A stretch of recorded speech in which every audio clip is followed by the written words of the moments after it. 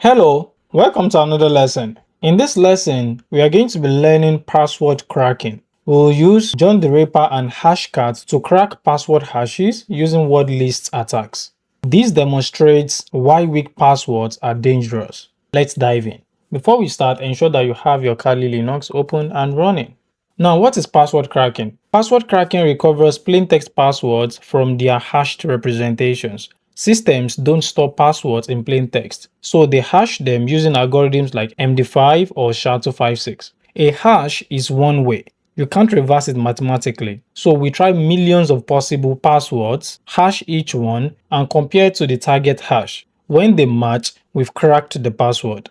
This is how penetration testers validate password strength and how attackers compromise accounts. Now let's start the demo. First thing we'll do is to check if John the Ripper is installed, because we're going to start with John the Ripper.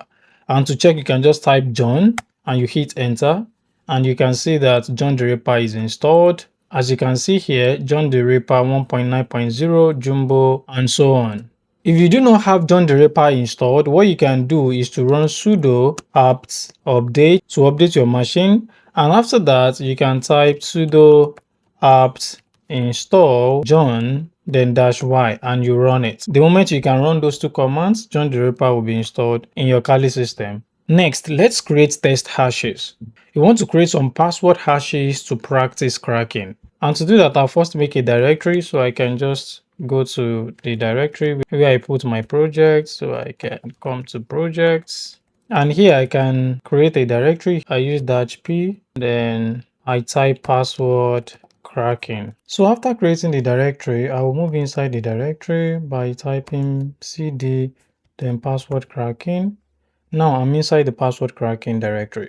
Next thing I want to do is to create a file. I will name the file hashes.txt, and inside the file I'm going to be creating 3 different passwords, and I will be hashing those passwords. To do that, I will just run a single command that can create the file, add the password, and hash the password at the same time.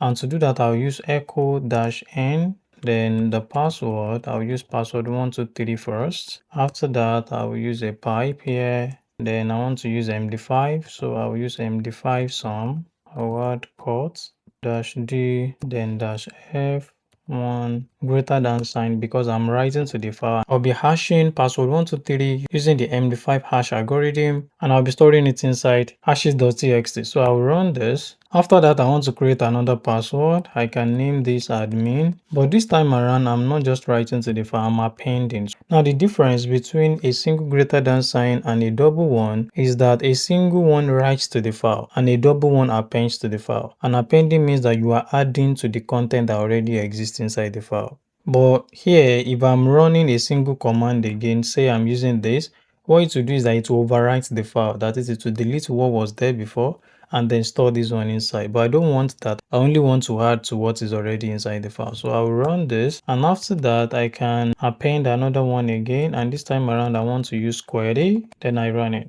Now I've created 3 different passwords and I've hashed them. To see the content of the file, I'll run cat hashes.txt. Now you can see the 3 passwords here, they are already hashed. Next thing I want to do is to use John the Ripper to crack the passwords. And to do that, I can type John, then hashes.txt, then I'll run it. To see what John the Ripper has hashed, you can type John-show, then hashes.txt, and you run this. Now we are running into some errors. Here we hashed the passwords, and here we are trying to show the passwords that we hashed. And if you look here, you can see that the error is coming from here because each of our hash values is having a dash at the front. So what we can do is to clear the terminal, then try to type this to fix that. We are still going to use similar command, but here I'm going to add awk instead of quotes. Then I'll delete the rest of this and add this. Run it. After that, we are going to run something similar, but this time around we are going to be changing the password, and then we're going to be appending. We change the password to admin, and we'll run this again. After that, we run the same, but we're going to change the password to query, then we run it. Now let's check our hashes.txt again. Now you can see that our hashes are not having any dash at the front again. After that, let's use John the Ripper to crack the passwords. So I will type John hashes.txt. Our John the Ripper is running perfectly, but if you can read what is here, you can see proceeding with incremental, then lm underscore ASCII, which means that it is seeing our passwords to be in LM format, which is wrong because they are MD5. All we can do is to force the correct format. So to do that, we can use Ctrl C to quit this, and we can type John dash dash format equals raw dash MD5 then hashes.txt, and you run it. So it has cracked two of our passwords, which are query and admin. And for password 123, it is proceeding to do that with incremental, but we may not wait for that to be done because of time. So we can just quit this. And to show the result for the one that we've already cracked, we can type John dash dash show then hashes.txt, which is the name of our files. And if you check it, that is showing us 0 hashes. So let's force it in MD5 format again. So we're going to use John dash dash show and dash dash format equals raw dash MD5 then hashes.txt. Now you can see two password hashes cracked, one left, and that is for password 123. Because we closed that, we did not allow it to finish. And for the ones that were done, which are admin and query, you can see the results here. To recap, what we did was that we created a file and named the file hashes.txt. We put 3 passwords inside, which are password 123, query, and admin. After that, we hashed the password, and after hashing the password, we decided to crack the password hashes. So that is how to use John the Ripper to crack passwords. Another way to crack a password with John the Ripper is by using a word list. So a word list or a password word list is a text file containing millions of potential passwords. And if you check the file, you're going to see each of the passwords one per line. So it is used in dictionary attacks where password cracking tools try every password in the list against your target hashes. The famous one we use is the one we call RockYou.txt file. So to use the file, the first thing we need to do is to download it first. So you can come to your Firefox browser and type RockYou.txt download. Hit enter and you can see RockYou.txt here. You click on this and the URL is weakpass.com/wordlists/RockYou.txt. And here you can see the number of downloads. That's over 153,000. And the password count is 14.34 million. That means we have about 14.34 million passwords inside. And to download this, you can just click on the rockyou.txt.gz button here, and it's going to download it for you. I have already done that. After you have downloaded, you can move it to the usr/share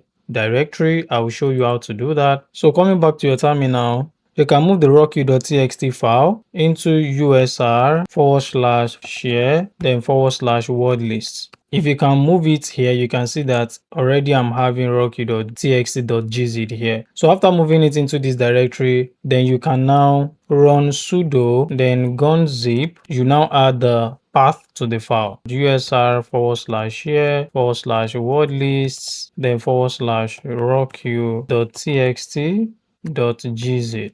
Then you can run it and you type in your password and run it. I already have it there, and that is why it is asking me if I want to overwrite or not. So I can just quit this by using Ctrl C because I don't want to overwrite. So in your own case, what you need to type is just Y, and then it's going to unzip the file and get the passwords ready for you to use. The next thing you want to do is to check the size. To check the size, you can use WC -L then the path to the file, which is usr, then you add word list and the name of the file will be added here, which is rockyou.txt, and you run it. Now you can see the numbers here. This is the size of the passwords in the file. You can see that we are having 14,344,392 passwords inside the file. So to use that, we can first create a hash in the RockYou word list. Echo-n, then you can type let me in, and you use the pipe, you use MD5 sum, you use this, then you can add quotes -d, then -f1, name this file challenge.txt, and you run it. Here we made a mistake. Let me try and put space in between this, and I will rerun. And after I've done that, I can run cat then challenge.txt, and you can see the hash for the password let me in here. If I want to crack this password using the RockYou.txt word list, what I will do is I will write John. Don't forget I'm still using John the Ripper. Then I will add word list equals /usr /share word lists /rockyou.txt, then the name of the file, which is challenge.txt. Then I'll run it. Now that the session is completed, let me now try to check it by adding john --show then challenge.txt. What we did not work again because we did not force the MD5. So what we can do again is to add --format here -MD5, then we space it. Now let's try to crack the password again. And now you can see that let me in has been cracked. So to see the password again, we can just rerun this, but this time around we want to add the format again. So then we add raw-md5, then we run this. And you can see that it has cracked the password hash value and we're able to get let me in back. So in case you are facing an issue with running just ordinary John the Ripper command without adding this, so you can just add this format to it and you rerun. It is just a way to force the system to see that this is MD5 format and not any other format. Now we've been able to see how to crack a password, we've been able to see how to create a word list, and we've been able to see how to use an existing word list like RockYou.txt file to crack a password. The next thing we want to do is to still crack password, but this time around we want to use the Hashcat. And Hashcat requires that you specify the hash type using the mode numbers. So to do that, we can first clear our screen. At first, we can check if Hashcat is installed by running hashcat --version. Now we are seeing version 7.1.2, which means that Hashcat is installed. After that, we can now try to use Hashcat. So to do that, we can use echo-n. Let's say we want to hash hello 123 first. Then after that, we define or specify the hash algorithm, which is MD5 sum. Then we use cut-d, add the spacing between the quotation marks. Then you add f1 greater than sign, let's say hashcat_test.txt. So if you run cat hashcat text.txt, you can see the hash value for hello 123 here. So which means that the file contains the hash value now, not the password itself. So to crack the password using hashcat, what we are going to do is to run hashcat -m, then you add 0 -a, then 0, and you add the name of the file, which is hashcat_text.txt. Now you can use the word list we used earlier, which is usr/share/word list, then /rockyou.txt, and you run it. Now the cracking process has begun. You can see it here. And here we are having initializing backend runtime for device 1. Please be patient. So we are going to wait for a few seconds for it to get its cracked. And now that is done. Now let me quickly explain the command here. The -m0 there is specifying that the hash algorithm mode we are using is MD5, and the -a0 specifies that it is a dictionary attack mode. And as you can see, when the cracking is being done, you can see that Hashcat is showing everything in progress. And during the process, you can see the hash value and the real plain text, which is our password. This is the password we supplied to Hashcat at the beginning when we're hashing. And you can see that after it's cracked the hash value, we were able to get back our password in plain text, which is hello 123. And you can see at the end of the day, it says session Hashcat status cracked, which means that it has cracked the password and then it stopped the session. So that is how to crack a password using Hashcat. Now there are ethical considerations around this. For legal usage, you should only test your own passwords. And if you want to do this on the penetration testing engagement, ensure that there is an authorized written permission before you could do this. If you are cracking stolen databases without authorization, or you are accessing accounts you don't own or testing without permission, that is illegal. So always get a written authorization before cracking passwords, and also document everything. In summary, use these tools ethically for security testing only. So that's all for our lesson. Before we go, here is a challenge question, and that is, what is the difference between John the Ripper and Hashcat? I repeat, what is the difference between John the Ripper and Hashcat? I'll be waiting in the comment section to get your answer. Thank you so much for seeing the video till the end. If you're yet to subscribe to our YouTube channel, please do that now. Also, do not forget to like, share, and comment. Thank you once again, and see you in the next lesson.